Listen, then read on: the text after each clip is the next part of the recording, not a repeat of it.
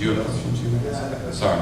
Y'all do like straight hip hop, but Say it a little louder, I'm sorry. I can't hear you. I know y'all make beats for like hip hop and everything, but do you ever think about like getting other offers for like commercials or movies? I have. You know the show The Contender, the TV show The Contender. It was like a boxing reality TV show. Well, okay, cool, great. But fuck you guys. No. You're not making me I talked about this once before, which is I've made more money on that than I've ever made as a producer who sells beats. And I was actually going to get into that. So talk a little bit about like producers selling soundtracks. I had a connection with a friend who I went to school with, who went on to become a producer on Survivor, and he produced this show called The Contender about boxers. And he just hit me up. He's like, I know you make music. Do you want to get in the studio and make me some music for the show? And he asked me to make the theme song. And what I got together with another collaborator of mine, 2%, and we started working on it. We worked on a bunch of stuff, and we sent him a bunch of stuff, none of which actually became the theme song because he wanted something. He went in a different direction for the theme song, but he still wanted to use our music because he liked it. And so, like at the end of each show, you know, I mean, there's tons of music.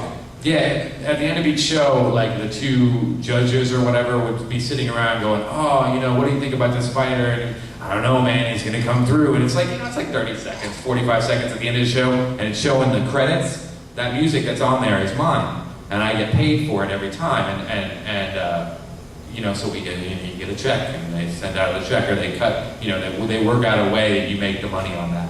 And that is, once again, unfortunate about Tampa, is that the place to really do that, aside from the luck of the draw that my friend is a TV producer, the place to really get your music and to get placement for your music is LA or New York, or you know, someplace where there's television production going on or movie production going on. And I suppose really Orlando is another spot because of Disney and Universal and everything.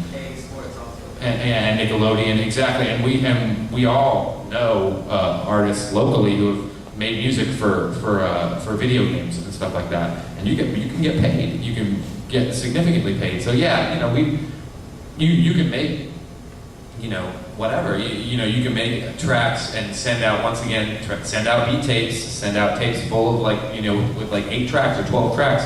Send it to, you know, AE or EA Sports or you know, Warner Brothers or whatever, and that's another way that, or you know, another friend of mine did the bumper music for what's the stoner show? For Adult Swim, yeah, Adult Swim. Thank you, who knew that? All right, cool. You know, but for Adult Swim, and you know that made a ton of money. Bean One made a ton of money. Jake One made a lot of guys with the name One made a lot of money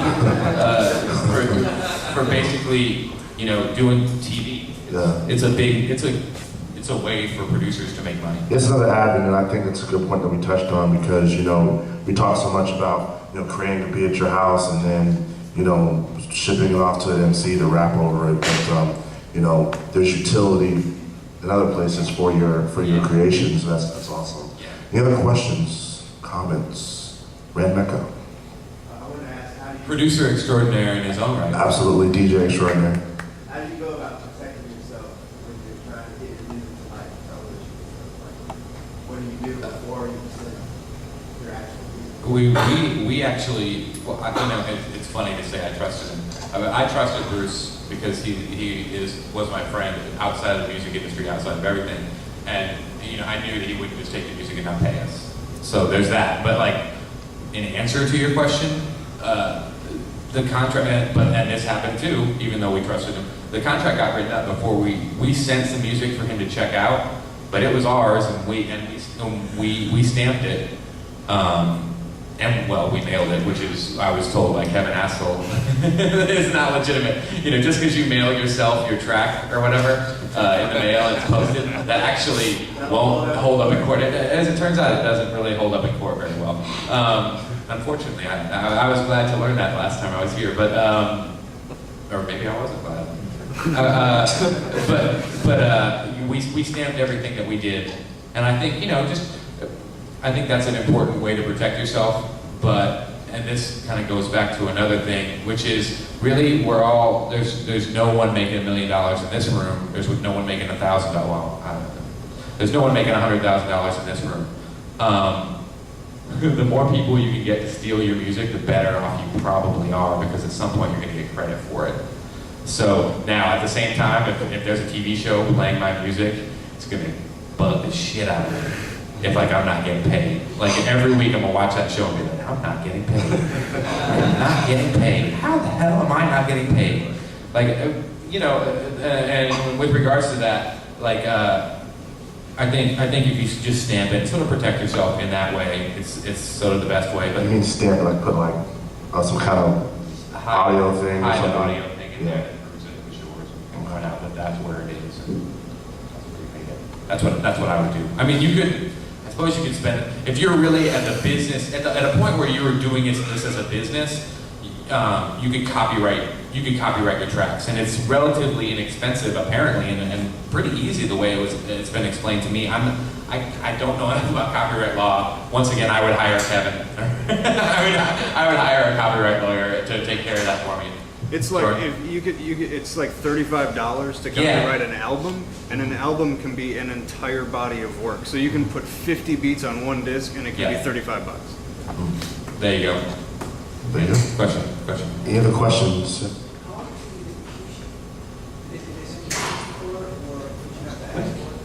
was faxed.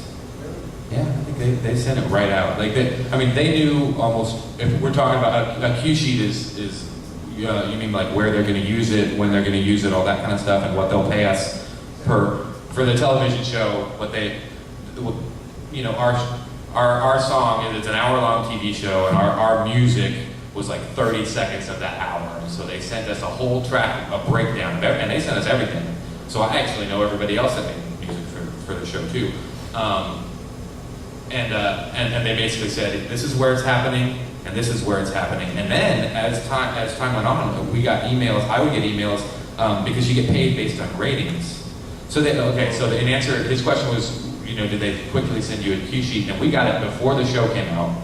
They knew where they were going to use it, and we got actually a pretty good-sized money chunk because of what they were using it for. Because we had to argue with them a little bit, but our song was a specialty song.